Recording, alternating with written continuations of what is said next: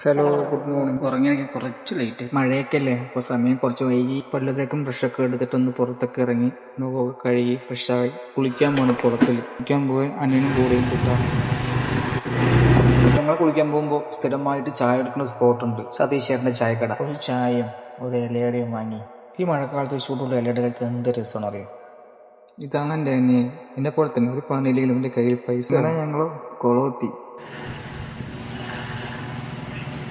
കുളിയൊക്കെ കഴിഞ്ഞ് ചന്ദനക്കുറിയൊക്കെ കുളിയൊക്കെ കഴിഞ്ഞ് വന്നില്ല, നല്ല വിശപ്പ്. ദോശയും ചമ്മന്തിയും ഉള്ളിക്കൂട്ടാനും കൂടെ ഒരു പിടി പിടിച്ചു. അങ്ങനെ ഞാനും അനിയനും കൂടെ വെളിയിലേക്ക് വന്നു, ഒരു ഫോട്ടോസ് വീഡിയോസ് ഒക്കെ എടുക്കാൻ വേണ്ടിയിട്ട്.